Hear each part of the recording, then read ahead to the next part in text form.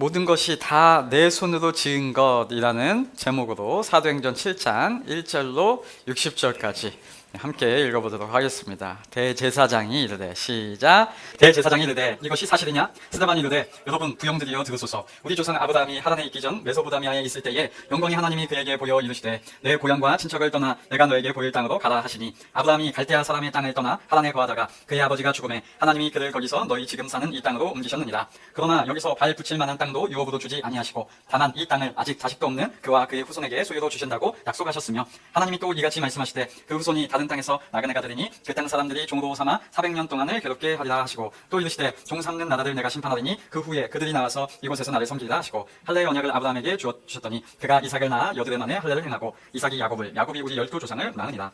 여러 조상이 요셉을 시기하여 애굽에 팔았더니 하나님이 그와 함께 계셔 그 모든 환난에서 건져내사 애굽 왕 바로 앞에서 은총과 지혜를 주시매, 바로가 그를 애굽과 자기 온 집의 통치자로 세웠느니라. 그때에 애굽과 가나안 온 땅에 흉년이 들어 큰 환난이 있을세 우리 조상들이 양식이 없는지라. 야곱이 애굽에 곡식이 있다는 말을 듣고 먼저 우리 조상들을 보내고 또 재차 보내매, 요셉이 자기 형제들에게 알려지게 되고 또 요셉이 친족이 바로에게 드러나게 되니라. 요셉이 사람을 보내어 그의 아버지 야곱과 온 친족 75사람을 청하였더니, 야곱이 애굽에 내려와 자기와 우리 조상들이 거기서 죽고 세겜으로 옮겨져 아브라함이 세겜 하몰의 자손에게서 은으로 값주고 산 무덤에 장사되니라. 하나님이 아브라함에게 약속하신 때가 가까움에 이스라엘 백성이 애굽에서 번성하여 많아졌더니, 요셉을 알지 못하는 새 임금이 애굽 왕이 오름에 그가 우리 족속에게 교활한 방법을 써서 조상들을 괴롭게 하여 그 어린 아이들을 내버려 살지 못하게 하려 할세. 그때에 모세가 났는데 하나님 보시기에 아름다운지라. 그의 아버지의 집에서 석 달 동안 길리더니 버려진 후에 바로의 딸이 그를 데려다가 자기 아들로 기르매, 모세가 애굽 사람의 모든 지혜를 배워 그의 말과 하는 일들이 능하더라. 나이가 40이 되매 그 형제 이스라엘 자손을 돌볼 생각이 나더니, 한 사람이 원통한 일을 당함을 보고 보호하여 압제받는 자를 위하여 원수를 갚아 애굽 사람을 쳐 죽이니라. 그는 그 형제들이 하나님께 자기 손을 통하여 구원해 주시는 것을 깨달으리라고 생각하였으나 그들이 깨닫지 못하였더라. 이튿날 이스라엘 사람끼리 싸울 때에 모세가 와서 화해시키려 하여 이르되, 너희는 형제인데 어찌 서로 해치느냐 하니, 그 동물을 해치는 사람이 모세를 밀어뜨려 이르되, 누가 너를 관리와 재판장으로 우리 위에 세웠느냐? 네가 어제는 애굽 사람을 죽인 것 같이 또 나를 죽이려느냐 하니, 모세가 이 말 때문에 도주하여 미디안 땅에서 나그네가 되어 거기서 아들 둘을 낳으니라. 40년이 참에 천사가 시내산 광야 가시나무 떨기 불꽃 가운데서 그에게 보이거늘, 모세가 그 광경을 보고 놀랍게 여겨 알아보려고 가까이 가니, 주의 소리가 있어 나는 내 조상의 하나님 즉 아브라함과 이삭과 야곱의 하나님이라 하신대, 모세가 무서워 감히 바라보지 못하더라. 주께서 이르시되, 네 발의 신을 벗으라. 네가 서 있는 곳은 거룩한 땅이니라. 내 백성 애굽에서 괴로움을 받음을 내가 확실히 보고 그 탄식하는 소리를 듣고 그들을 구원하려고 내려왔노니, 이제 내가 너를 애굽으로 보내리라 하시니라. 그들의 말이, 누가 너를 관리와 재판장으로 세웠느냐 하며 거절하던 그 모세를 하나님은 가시나무 떨기 가운데서 보이던 천사의 손으로 관리와 속량하는 자로서 보내셨으니, 이 사람이 백성을 인도하여 나오게 하고 애굽과 홍해와 광야에서 40년간 기사와 표적을 행하였느니라.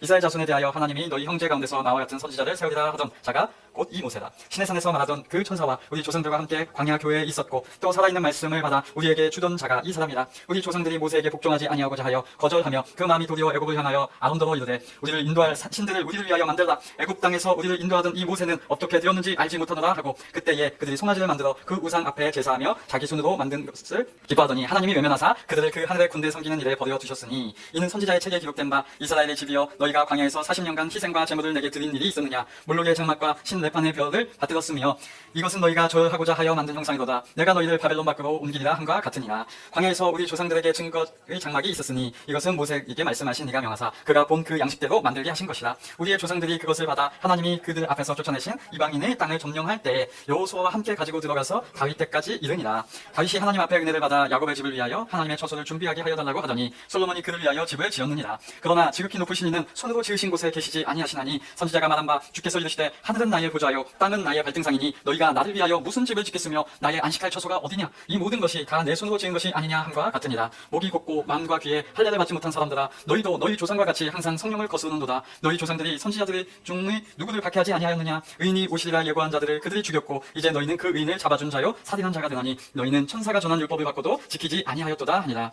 그들이 이 말을 듣고 마음에 찔려 그를 향하여 이를 갈거늘, 스데반이 성령 충만하여 하늘을 우러러 주목하여 하나님의 영광과 및 예수께서 하나님 우편에 서신 것을 보고 말하되, 보라 하늘이 열리고 인자가 하나님 우편에 서신 것을 보노라 한데, 그들이 큰 소리를 지르며 귀를 막고 일제에 그에게 달려들어 성 밖으로 내치고 돌로 칠세 증인들이 옷을 벗어 사울이라 하는 청년의 발 앞에 두니라. 그들이 돌로 스데반을 치니 스데반이 부르짖어 이르되, 주 예수여 내 영혼을 받으시옵소서 하고 무릎을 꿇고 크게 불러 이르되, 주여 이 죄를 그들에게 돌리지 마옵소서. 이 말을 하고 자니라. 아멘. 오늘은 2025년 첫 주일 예배로 스데반의 설교를 우리가 함께 읽었습니다. 69절을 본문으로 읽으셨는데 마치 성경을 쫙 한번 훑은 느낌이 저는 들더라고요. 창세기에 나오는 아브라함부터 나오고요. 약속이 확증된 신약과 지금 우리에게까지 적용될 수 있는 한 편의 설교를 다 들으셨습니다. 그 설교를 쭉 들으시고 읽으시고 나서 여러분은 어떤 마음이 드십니까? 귀를 막고 싶으시던가 아니면 달려가서 돌을 던지고 싶은 마음이 드십니까? 그게 아니라면 하나님의 역사와 약속의 성취를 통한 이 하나님의 일에 감격하고 감사하는 마음이 드십니까? 이 설교를 했던 그 당시에 스데반의 청중들은 스데반에게 돌을 던졌는데 저와 여러분은 감사한 마음이 든다면 정말로 하나님이 어떻게 우리 가운데 역사하셨는가 그것을 확증하게 되는 이 시간이니 정말로 감사하시기 바랍니다. 우리가 성경을 볼 때 어떠한 상황, 현상, 실적에 대해서 집중하는 경향이 너무나 많죠. 그냥 이건 절여져 있습니다.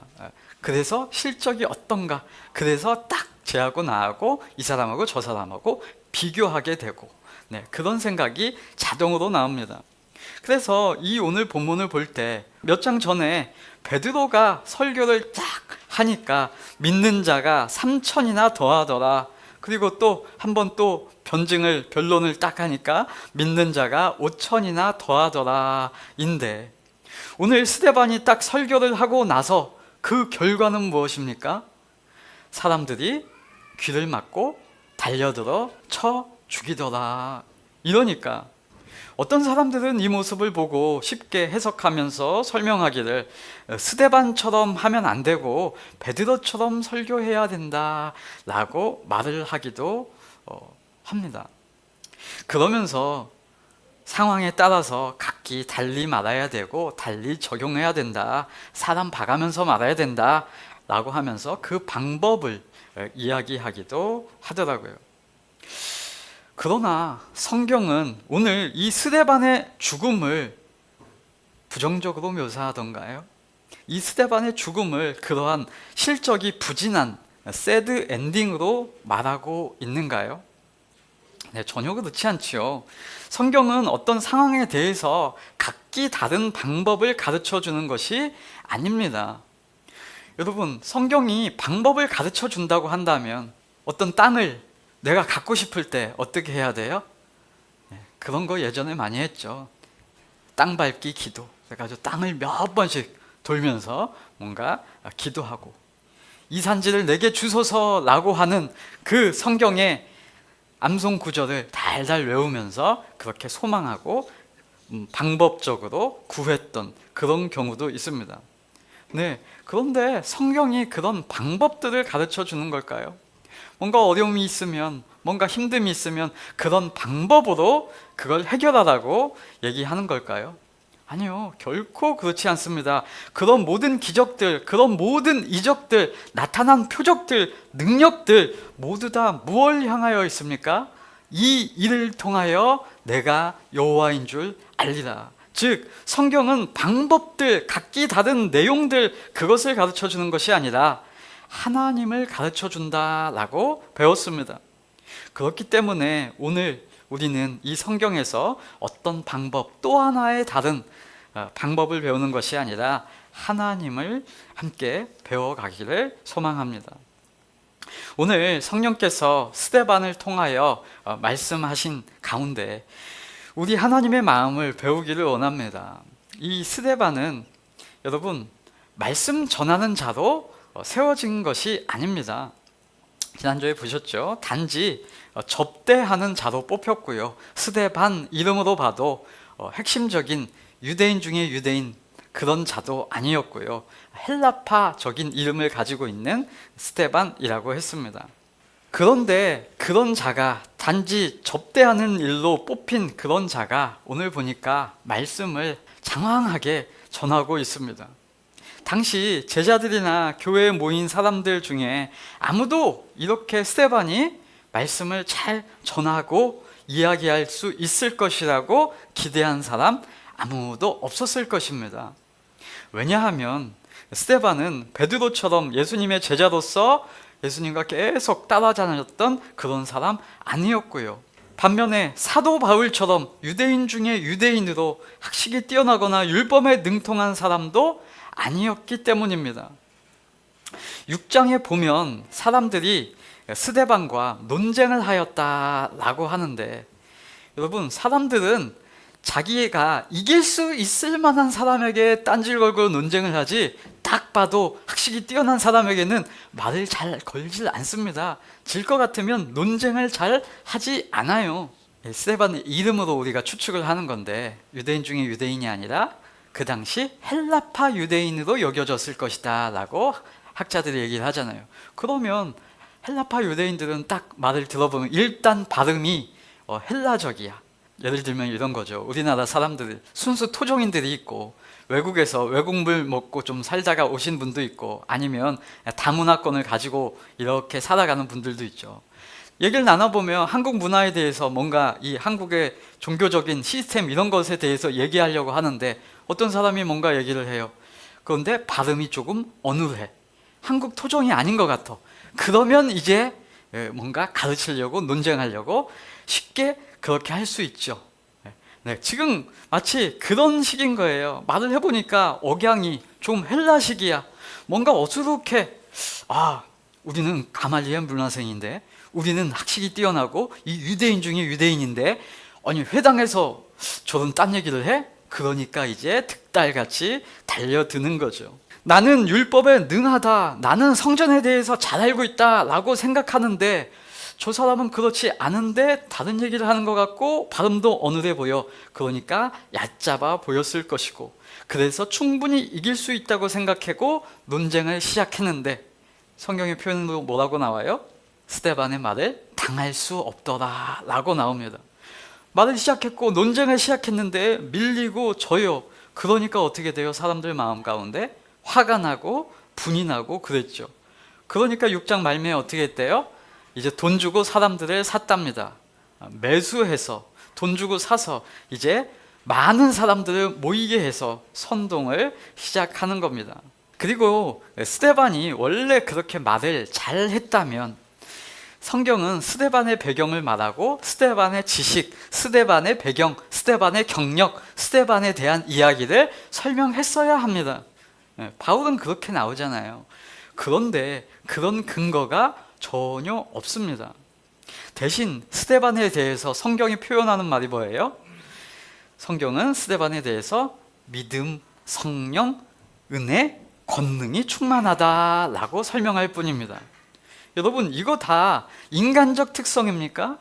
아니요. 스데반의 인간적 자격이나 조건, 특성이 아니라 믿음, 은혜로 받은 것이고, 성령, 호련히 온 것이고, 은혜도 그 말 갖고 권능 하나님으로부터 왔다라고 성경은 설명하고 있잖아요. 그래서 은혜로 믿음 있게 하셔서 지혜 주시는 성령께서 권능 있게 말하게 하셨다라고 스데반의 말을 하는 것을 표현하는 겁니다. 즉, 이 스데반의 오늘 설교의 모습은 하나님이 행하신 역사다라는 의미를 강조하는 것입니다. 그 스데반에 대항하여서 사람들은 회당에서 논쟁을 하고 있는데, 논쟁을 하면 할수록 당할 수가 없어서 고발하였다고 합니다. 딴지를 걸며 고발하는 내용, 그 내용이 뭔가 보니까 이 스데반이라는 작자가 거룩한 곳, 즉 유대인들이 거룩하게 여기는 곳 어디예요? 성전과 그 성전에서 행해지는, 가르쳐지는 그 율법을 거슬러서 말하고 있다라고 고발한 겁니다. 한마디로 성전과 율법 모독죄다라고 말을 하는 거죠. 그 말에 대해서 이제 제사장들이 이제 따져서 묻는 거죠. 야, 스데반, 너 성전과 율법에 대해서 이 사람들이 네가 모독했다고 하는데 그거 사실이냐? 그게 오늘 1절이죠. 그러니까 이제 답변하는 것이 오늘 스데반의 설명, 스데반의 설교입니다. 그러니까 이 스데반의 설교는 뭐에 대한 내용일 것일까요? 지금 이 사람들이 고발한 내용에 대한 것이겠죠. 성전과 율법에 대한 이야기를 오늘 쭉 하게 될 것이다, 이거를 예상할 수 있죠. 여러분, 복음서에서 보면 유대교를 믿는 유대인들도 성전에 대해서 아주 빠삭하게 알고 있다고 스스로 자부했고요. 율법에 대해서도 너무나 잘 지키고 있다고 그들은 자신했습니다. 예수님께 찾아온 어떤 청년이 예수님 어떻게 해야 구원받겠습니까? 라고 하니까 예수님이 하나님의 말씀 율법을 다 지켜 행하라 라고 하니까 뭐라고 했어요? 저는 다 지켰는데요? 네, 그런 자들이 지금 이 회당 가운데 빽빽한 거예요. 다 자기들은 율법에 대해서 성전에 대해서 알고 바삭하게 이해하고 있다라고 생각했던 겁니다. 그런데 유대인들이 그것을 바라보는 방식과 그것을 읽는 방식, 그것을 이해하고 받아들이는 방식, 그것과 예수님이 말하는 방식, 오늘 스데반이 말하는 방식과 달랐다는 것이죠. 누가복음 10장 26절에 이렇게 나와요. 예수께서 이르시되, 사람들한테 이제 묻는 거죠. 율법에 무엇이라 기록되어 있으며 네가 어떻게 읽느냐라고 합니다. 여러분, 그 당시 예수님도 율법을 말씀하셨고요, 유대인들도 율법을 보았는데 어떻게 읽느냐, 어떻게 해석하느냐, 어떻게 이해하느냐가 완전히 달랐던 것이에요. 이 당시 회당에 모인 사람들과 또 스데반이 성전과 율법에 대해서 이야기하는 것, 그것이 차이가 났으니까 사람들 가운데 논쟁할 수 있는 내용이 생겼다는 거죠. 여러분, 이 당시 사람들이 어떻게 생각하고 어떻게 이해했을까, 그것에 대한 선 이해가 있어야 오늘 스데반이 이야기하는 이 이야기가 이해될 것입니다. 여러분, 오늘 스데반의 이 글을, 이 말을 딱 듣고 어떤 사람들은 동의하면서 아멘, 그렇지, 맞지, 맞아, 우리들도 성경에 대한 개념, 율법에 대한 개념 이렇게 이해하고 있어야지 아멘 하는 사람들이 있는가 하면요, 오늘날도 스데반이 말하는 것과 다른 이해를 가지고 있는 사람들도 있을 겁니다. 그것을 우리가 한번 점검하며 복음적으로 어떻게 이 예수 그리스도의 말씀, 율법, 또 하나님의 성전을 이해하는 것이 맞겠는가 한번 살펴보기를 원합니다. 그 당시 유대인들은 어떻게 성전에 대해서, 어떻게 율법에 대해서 이야기하고 이해하고 있었을까? 네, 그 당시 유대인들은 하나님의 마음과 달리 성전에 대해서 어떻게 이해를 하고 있었냐면, 성전은 거룩한 것이다. 네, 거기까지 맞죠. 구별된 것이다. 그것은 맞는데 그 거룩한 곳, 그 거룩한 땅, 그 지역, 그 성전은 자기가 살고 있는 예루살렘 땅, 이 땅이라는 개념이 강조되었고, 그 장소가 강조되었고, 그 성지 자체가 강조되었고, 그 우리가 이곳에 살고 있다라고 하는 내용이 강조되었다라는 것입니다. 그리고 그 성전을 왜 지었냐면 인간이, 즉 우리들이 하나님을 위하여 지었다라고 주장하고 말하고 있더라라는 겁니다. 그것이 성지고 그 위치가 거룩한 땅이다. 이곳에, 이 거룩한 곳에 우리가, 인간이 하나님을 위해서, 하나님을 높이기 위해서, 하나님께 영광을 돌리기 위해서 지은 것이다 라고 생각을 했고, 또 이 성전을 누가 지었냐면 다윗이라고 하는 왕이 구해서, 솔로몬이라고 하는 왕이 지었는데, 그 건물을 지어낸 인물, 그 업적을 강조하고 이야기하고 있더라라는 겁니다.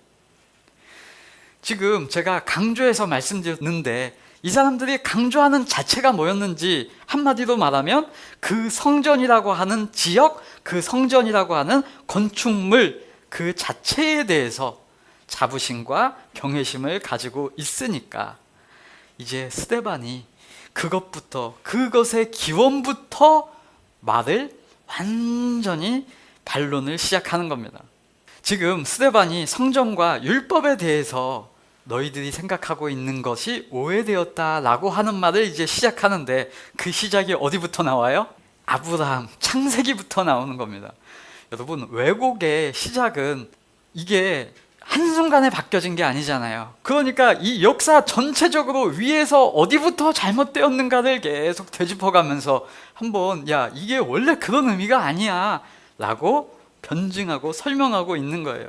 어떤 일이 왜 그렇게 시작되었고 왜 그렇게 부르게 되었고 왜 그렇게 중요성을 가지게 되었는지를 알아야 지금 이렇게 변질되었구나. 종교 개혁도 그렇잖아요. 어느 한순간에 종교가 변질되고 타락되고 바뀐 게 아니고 이 몇백 년의 역사 속에서 계속 바뀌고 희한해지고 뭐가 추가되고 변질되었으니까 그것을 다시 무엇이 본질인가를 거슬러 올라가는 그런 모습을 띠고 있다라는 겁니다. 성전의 율법의 의미가 무엇이며 그 기원이 어떻게 되었으며 그 땅을 그렇게 강조되는데 그 사람들이 그렇게 강조되는데 그 성전 건축물 자체가 강조되는데 그 기원이 어떻게 되었으며 어떻게 그것이 형성되었는가를 알아야 뭐가 강조인지를 알게 될 것이다 라고 설득을 하고 있는 거죠.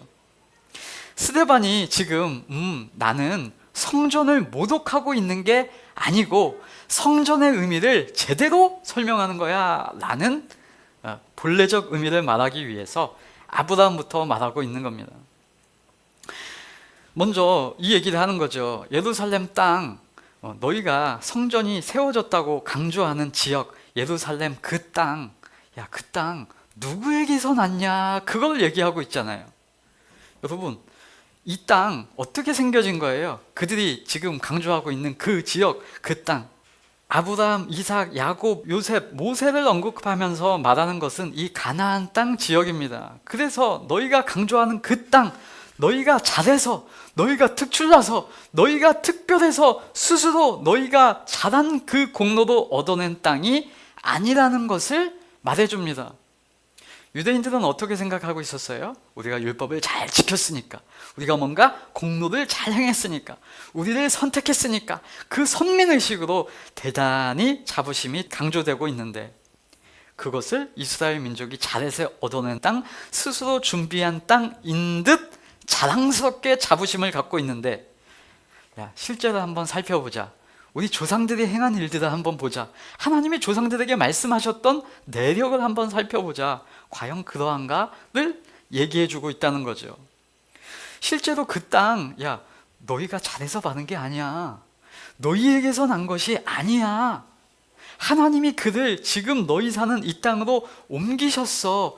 하나님의 공로야. 하나님의 의야. 이것을 말해주는 것이고요. 자식도 없는 상태에서 그와 그 후손에게 주신다고 약속했기 때문에 있는 것이라고 설명을 하는 거죠. 너희가 뭔가 잘해서 받은 것처럼 의수되고 선민의식을 아주 배타적으로 드높이 가지고 있는데 그거 그럴 게 아니야 라고 말하는 거예요. 로마서식으로 설명하면 로마서 11장 35절 이렇게 말합니다. 누가 주께 먼저 드려서 갚으심을 받겠느냐? 그런 사람 있다는 거예요? 없다는 거예요? 없다는 거죠. 그거 너희가 취한 거 아니야. 너희가 얻어낸 거 아니야. 누가 먼저 주께 드려서 갚으심을 받아. 보상이라고 하는 용어를 기독교에서 쓰면 받아낼 수 있는 사람 아무도 없어 라고 얘기하는 거죠. 그리고 너희 유대인들은 인간이 하나님을 위해서 성전을 지은 것처럼 생각하는데 완전히 그것을 뒤집어내는 설명을 합니다. 예를 들죠. 모세가 시내산에 올라갔던 그때에 백성들이 우리를 인도하는 신을 만들라. 광야에서 또 그랬었잖아. 그래가지고 인간이 신을 만들어 냈잖아. 그게 41절이죠. 그때에 그들이 송아지를 만들어 그 우상 앞에 제사하며 자기 손으로 만든 것을 기뻐하더니, 여기 나오는 자기들이 자기 손으로 만든 것을 기뻐하였는데 그것 하나님을 위해서 만든 것이 맞다 아니다? 아니다. 자기 손으로 만들어서 자기 위안을 삼으려고 자기들이 기뻐한 거다. 자기들의 불안감 벗어나려고 자기 우상을 만든 것이다 라고 말하면서 또 뭐라고 해요? 광야 40년간 하나님을 위하여 너희들이 뭔가 섬기기를 했냐? 뭔가 하나님을 위하여 한 게 있느냐? 없다라고 말하죠. 없다. 그렇게 이스라엘이 하나님의 말씀을 못 알아듣고 불안해하니까, 그래서 하나님이 하나님의 양식대로 만들라고 해서 보여주신 그거 성막이 있지 않냐로 이어집니다. 여러분, 이 성막에 대한 이해도, 여러분, 성막을 짓게 된 것은 하나님을 위해서입니까? 성막이 하나님이 필요해서 하나님이 지으라고 하신 겁니까? 아니요. 인간들이 불안하니까 눈앞에 보여야 될 거 아니에요. 그러니까 그런 모습, 그런 장치들을 인간들을 위해서 하나님이 주셨다라는 것이죠. 이스라엘이 자신들 눈앞에 보이지 않는 불안감에 갑자기 웬 뚱딴지 같은 금송아지를 만들어서 이것이 우리를 출애굽시키는 하나님이다, 여호와다, 우상을 만들고 그런 짓거리를 하고 있으니까 하나님 쪽에는 필요치 않음에도 불구하고 이스라엘을 위하여 성막을 짓게 하신 것이라고 설명해 주는 거예요. 그 성막, 그거 여호수아가 받아 가지고 들어와 가지고 그 성막 놓을 곳이 없으니까 다윗이 은혜 받아서 야곱의 집을 위해서 하나님의 처소를 준비해 달라고 하여서 솔로몬이 지은 거잖아 라고 말합니다. 여러분, 이렇게 말할 때에도 지금 스데반의 의도와 이 이스라엘 사람들의 의도는 다르죠. 같은 팩트죠. 여러분, 다윗이 구하였어요. 성전 짓게 해달라고 구하였어요. 그래서 누가 지었어요? 솔로몬 때 지었어요. 네, 이건 팩트죠. 그런데 이 팩트에 대해서 이해하는 사실이 이 유대인들과 스데반의 이해가 전혀 다른 거예요. 유대인들은 뭘 강조하려고 하냐면, 야, 다윗 같은 왕이 이렇게 구해가지고 그 의로운 다윗이 해서 결국 누가 지었어? 지혜로운 이 솔로몬 왕이 지어냈잖아 라고 하는데, 스데반은 완전히 뒤집어 버려요. 그거 다 사람 아니야? 그거 다 사람이 손으로 지은겨? 네. 스데반의 강조는 이 뒤에 나오는 거예요. 그러나 하고요. 사람들은 하나님을 위해서 이렇게 인간이 했다라는 것을 이야기하는데, 그래서 다윗이 시작해서 솔로몬이 지었다고 말하면서 그 성전 건물에 대해서 굉장히 자부심을 갖고 있었는데, 그래서 유대인들은 다윗이라고 하면 껌뻑 죽고 얼마나 그가 성군인지 그를 높이고 그를 신성시하고 지혜의 왕 솔로몬이 얼마나 대단한지 성전을 어떻게 지었는지를 강조하는데, 스데반은 말하는 겁니다. 48절. 그러나 지극히 높으신 이는 손으로 지은 곳에 계시지 아니하시나니 선지자가 말한 바 주께서 이르시되 하늘은 나의 보좌요 땅은 나의 발등상이니 너희가 나를 위하여 무슨 집을 짓겠으며 나의 안식할 처소가 어디냐 라고 하셨어.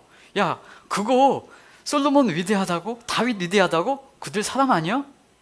사람이 지은 손에 하나님은 계시지 않냐 라고 그들 입장에서는 충격적인 말을 하는 거죠. 사람의 업적과 헌신을 지극하게 강조하여서 그 기틀과 시스템을 아주 멋지게 형성하고 있다고 생각하는 사람들에게 아주 초를 치는 말이죠. 이 말을 딱 들었을 때 유대인들은 생각이 어떨까요?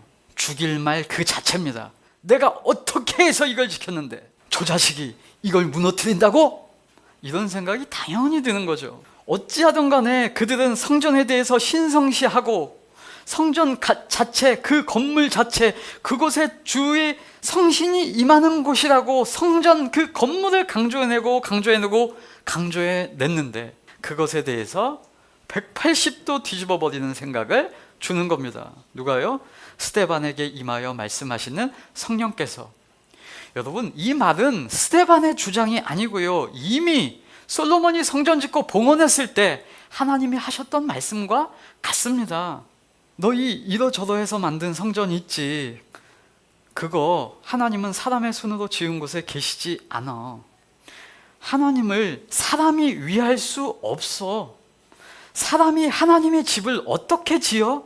라고 이미 말씀하셨었죠. 이 말씀이 구약의 이사야서 66장 1절에도 나옵니다. 유대인들은 지금 성전 중심, 건물 중심, 성지 중심, 성스러운 자기들의 그 땅을 강조하고 있는 그때에 스데반은 그들의 생각을 원칙적으로 부인하는 말을 하는 겁니다. 너희가 강조하는 그것이 하나님의 광대함, 하나님의 거룩함, 하나님이 다른 어떤 종교의 신과도 다른 것을 너희들이 지금 오해하고 있는 거야. 사람이 하나님의 영광을 나타내고 만들어내는 거 불가능한 거야 라고 얘기하는 거예요. 이스라엘 그 땅은 너희가 잘해서 준비된 땅이 아니라 하나님의 언약으로 하나님이 주신 땅이다 라고 말하는 거고, 너희가 하나님을 위한다고 하는 것 그거 불가능해. 하나님이 너희를 위해 주신 거고, 그게 성막이고, 성막 그거 하나님이 거하시는 집을 어떤 인물, 대단한 인물이 만들어서 지어낸 거 아니라 그거 그저 손으로 지은 거잖아. 손으로 지은 것에는 하나님이 거하실 수 있는 집 그런 거 만들 수 없어. 하나님은 어떤 분이신 줄 알아? 하나님은 하늘이 보자고 땅이 발판이야. 누가 하나님이 거하실 안식처를 지어? 불가능해 라고, 그거 사람이 만든 집이다, 그거 가지고 있다고 너희가 영광스럽다느니 거룩하다느니 그것으로 인해서 너희가 성스럽다느니 하면 그게 바로 하나님을 모독하는 짓이야 라고 설교한 것입니다. 성전에 대해서 후대에 스데반이 개인적으로 이렇게 해석을 하는 게 아니고요, 실제로 다윗이 성전을 짓겠다고 말을 했을 때 하나님께서 말씀하셨어요.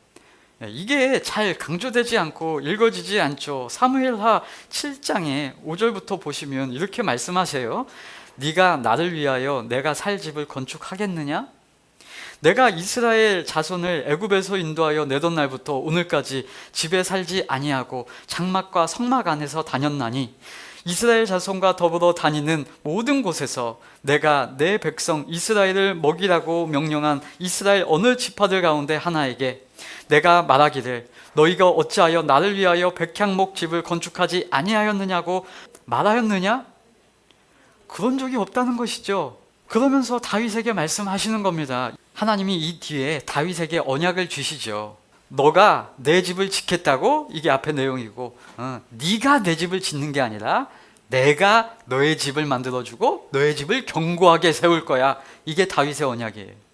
왜냐하면 지극히 높으신 이는 손으로 지은 곳에 계시지 아니하나니입니다.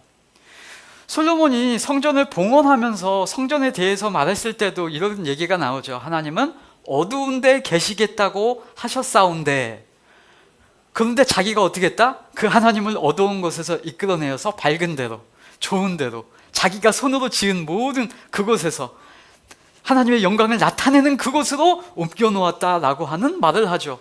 그러니까 계속해서 솔로몬도 이 성전에 대해서, 이 성전을 바라보고 이 성전을 향하여 라고 강조하는데, 하나님 말씀 뒤에 한마디, 너희가 내 말을, 하나님의 율법과 하나님의 뜻을 따르지 않으면 이 성전 갖다 버려. 하나님의 강조와 이 사람의 강조가 다른 거예요. 지극히 높으신 이는 손으로 지은 곳에 계시지 아니하나니, 이 말이 너무나 당연한 겁니다.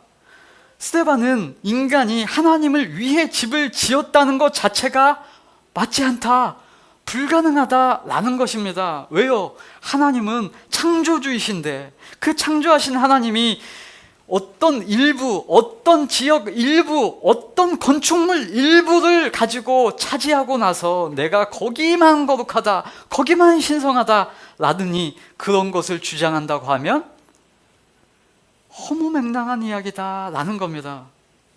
유대인들은 마치 자신들이 하나님을 지켜내고 자신들이 하나님의 종교를 세우고 자신들이 하나님을 영화롭게 하고 자기들이 종교를 사수해야 한다라고 생각하는 것과는 정반대로, 아니 너희들 인식 자체가 잘못됐어. 위대하신 하나님이 인간을 위해 주시는 거야. 하나님이 인간을 위해 베풀어 주시는 거야. 하나님으로 인하여 인간이 구원과 자유와 행복을 만끽하며 살아갈 수 있는 거야. 그것이 본질이다 라고 선포하는 겁니다.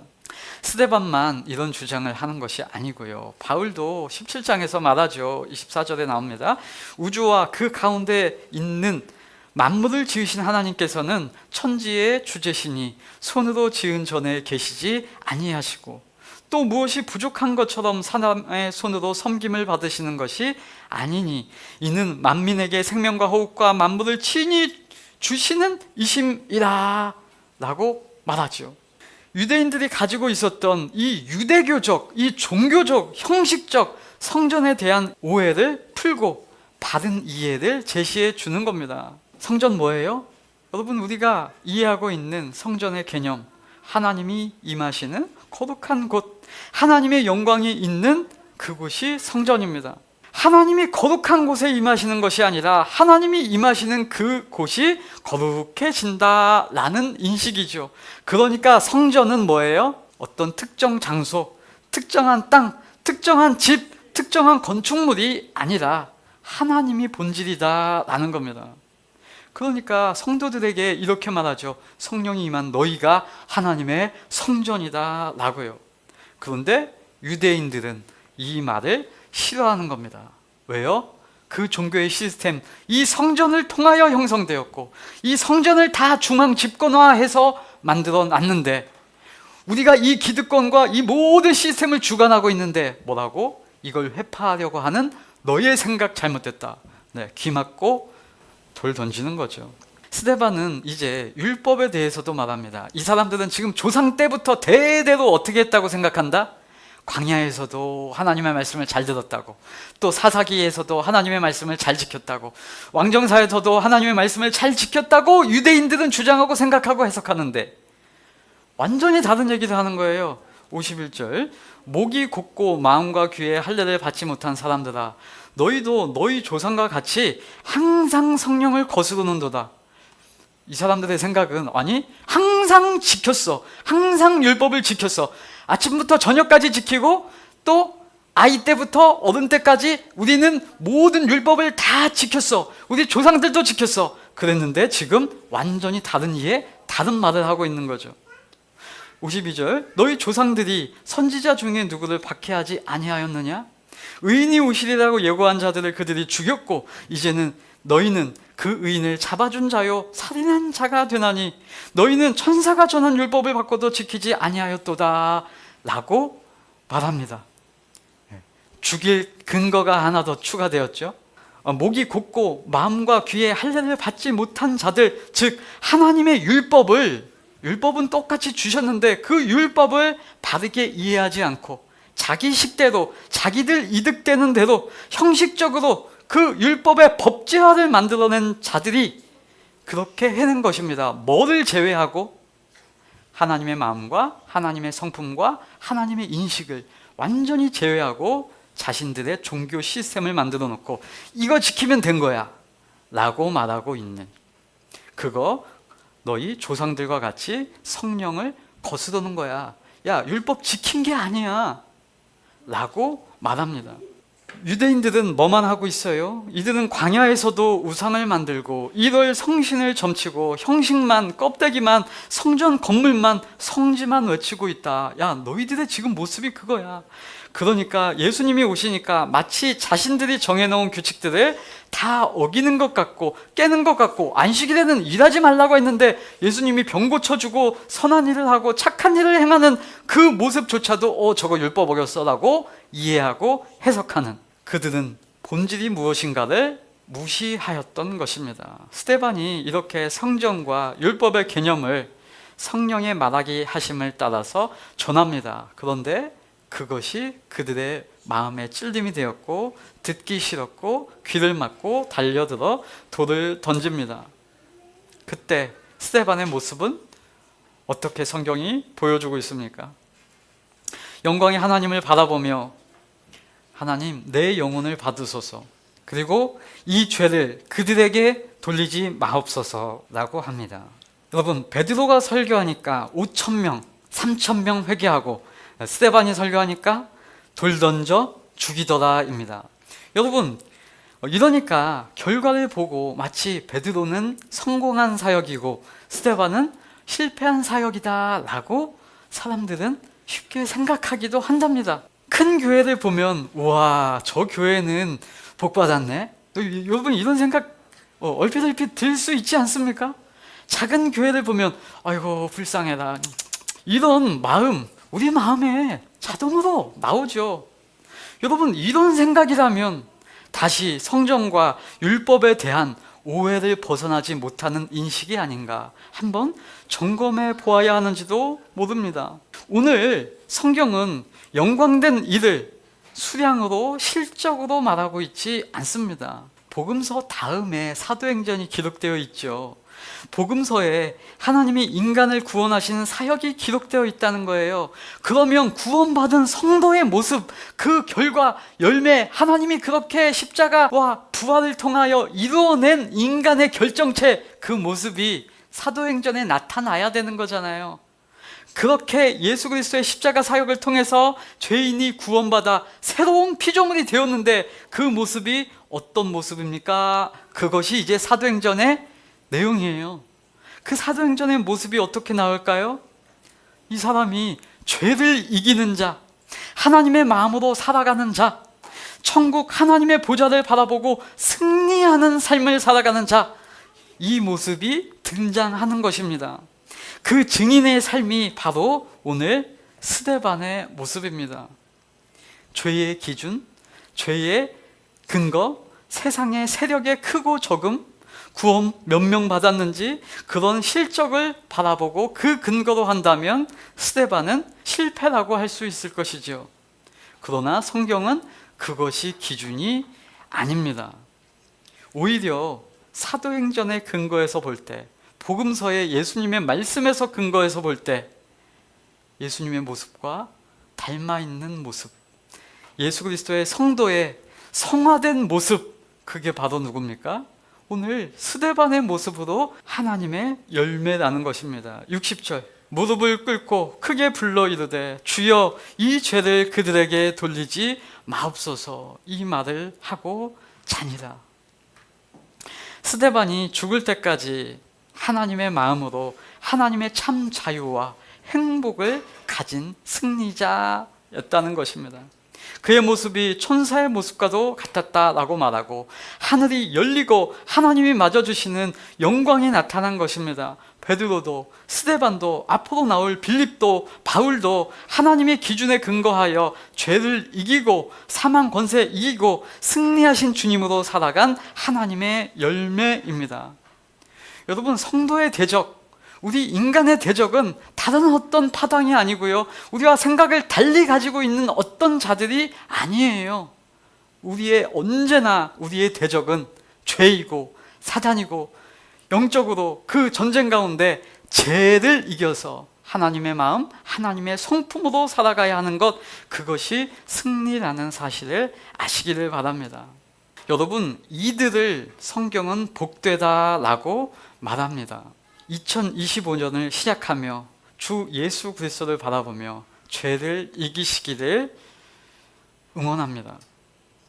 죄를 이기고 승리하여 하나님에 대한 무지, 성경에 대한 오해를 벗어나서 하나님의 원리로 모든 환경, 거친 세상, 모든 세상 속에서도 때때로 우리를 핍박하고 우리에게 원망하는 그 모든 자들에 대해서도 하나님의 마음으로 승리하여서 그로 인하여 모든 이가 하나님을 만끽하는 그 삶으로 나아가기를 예수 그리스도 이름으로 응원하고요, 지지하고요, 축복합니다.